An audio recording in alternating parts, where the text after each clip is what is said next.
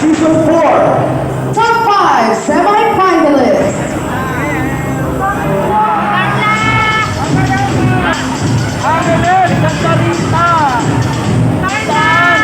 First, to enter our top 5 is you!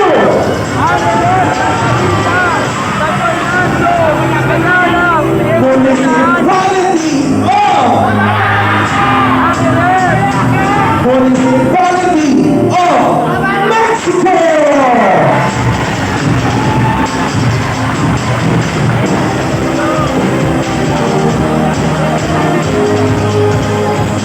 Take your spot. City of San Fernando.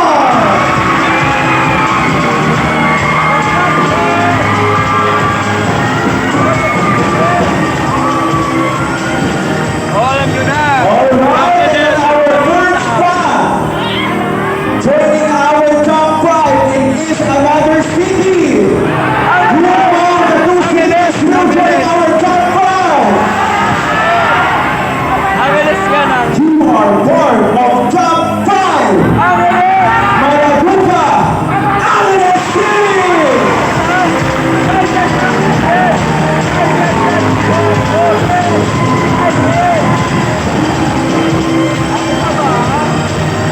You also belong to the top 5.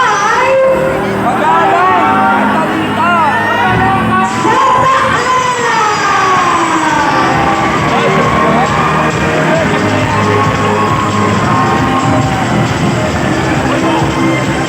Alright, guys, kalmahan lang natin. We still have one. You know what? I was feeling guided by the emotions of our candidates. I know. Our audience are now getting wild. Sige na, sa tingin nyo ako kompleto sa top 5!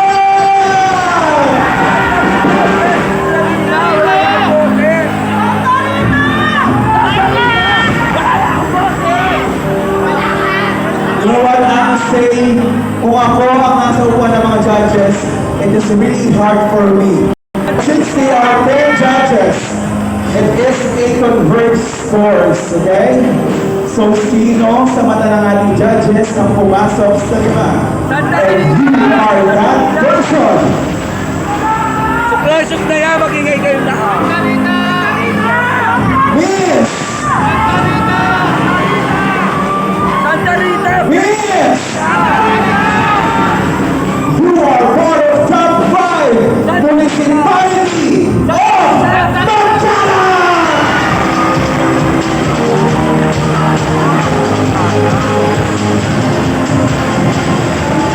Once again, congratulations to all ladies who made it to the top 11 semi-finalists. And congratulations to our candidates who made it to top 5. You know what? You deserve a big round of applause, guys.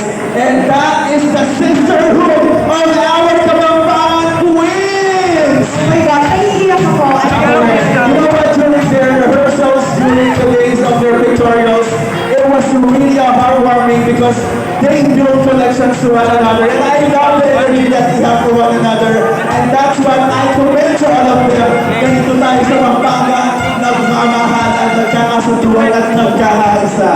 I totally agree with you, partner. And sabi ko nga sa kanila, I'm pretty sure that their families and friends are already proud of you, girls. Alright, and these are Pampanga! Already dinggit kayo, 5 kandidata! And now, once again, we will now be around the alley as we will be having our This day, Pampanga top 5 semi-finalists, question and answer portion. Alright. So, Municipality of Mexico, anong napag-feel mo ngayon? I'm feeling mixed emotion because all of the candidates are really beautiful and talented, and I'm just proud that I made this far. Thank you. Alright, Municipality of Mexico, inhale, exhale, and relax. Kindly choose one number. Number one. So this is your question. Article 3, Section 4, Bill of Rights of the 1987 Constitution states No law shall be passed abridging the freedom of speech, of expression, of the press, or the right of the people peaceably to assemble and petition the government for redress of grievances. Or no law shall be made that will block the freedom of the people in any manner. Given that right, do you think we can fully exercise that freedom at present? Ay, yun na naman, Q&A na naman. Bigyan naman tayo. Hindi tayo Alright. Good evening, ladies and gentlemen, and in between. The question is that Article 3, Section 4 Bill of Rights of the 1870s Constitution states, no law should be passed abridging the freedom of speech, of expressions, or of the press, the right of the people peaceably to assemble and petition the governments for redress of grievances. Or no law should be made that would block the freedom of the people in any manner. Given the right, do you think that we can fully exercise that freedom at present? Ladies and gentlemen, definitely yes. Why? Because as a member of LGBTQ community, as a transgender, we've been neglected. We've been neglected and we've been discriminated in this society. And I believe that we have freedom of speech. We definitely can express whatever we can in life in order for us to achieve a better place to live in. After all, ladies and gentlemen, what we need in this world is understanding in order for us to lessen the negativity in the present. Thank you so much. Alright, and that was Miss Mexico. Hindi, baka mawala. Question number 3. Here's your question, Ms. City of San Fernando. A democratic country has a system of government in which the people have the power to participate in decision making. Given that Philippines is a democratic country and considering the shenanigans happening inside the closet of the government, do you think that the power of our country really comes from the people or from the government? Thank you so much for that question. So the question was, do you think that the power of our country really comes from the people or from the government? So with the upcoming election, we still have our right to vote, and that is our power. The power to choose someone who's gonna govern us and who's gonna help us. And I will give you an example. For example, we have Kapitana that always helps us, LGBTQIA community, not just here in the barangay, but also in the Pampanga by staging this one. And I think by that you will see the power that we have as people. We choose someone who's gonna help us in a way that it will proclaim whatever is needed for the entire constituents that they are having. So if you will be asking me, every single time we have the right to vote. We may have voted for the wrong person, but we still have another chance. So it means that we still have always an unlimited chance to vote for another person in the government. So yes, that is my answer. Thank you. Thank you so much, Ms. City of San Fernando. Alright, moving forward.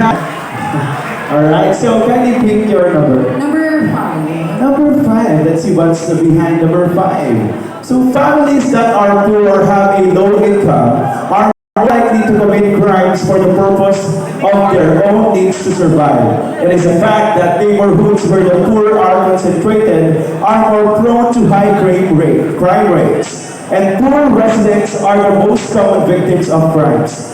What is your take with this? Do you have a feasible plan that will help these families pull out from hunger and poverty without committing crimes? Families that are poor or have a low income are more likely to commit crimes for the purpose of their own needs to survive.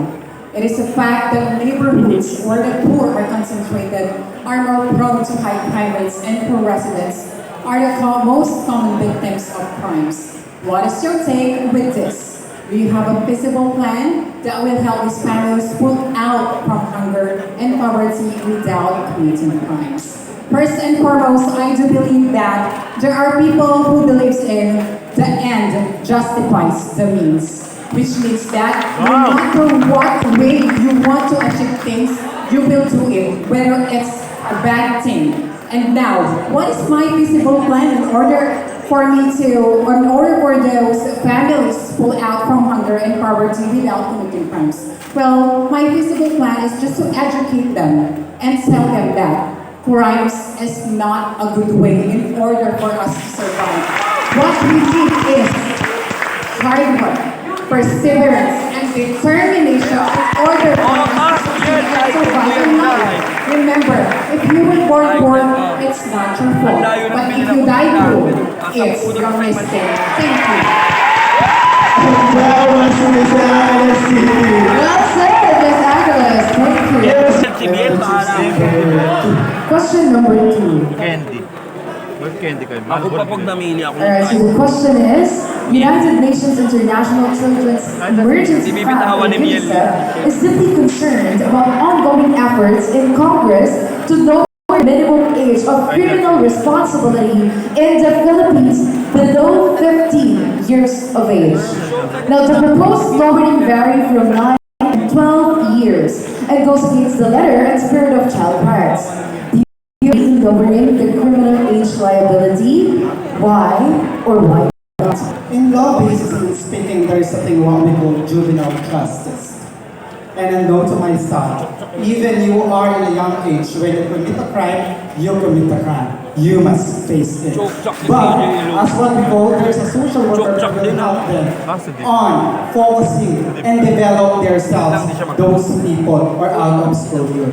Then definitely, if our government will make an action to it, then definitely they can help to lessen the crime rates of being young or doing crimes. And so for that, if you will educate them also and a good background of taking care of their children from the parents itself, then definitely they will have a good morals, a good foundation of life so that they can face the world with full of uncertainties. It always go back to the parents and educate their children and also with the help of the community and the government itself. Thank you very, very much. It's the conviction and sincerity. Thank you so much. Alright.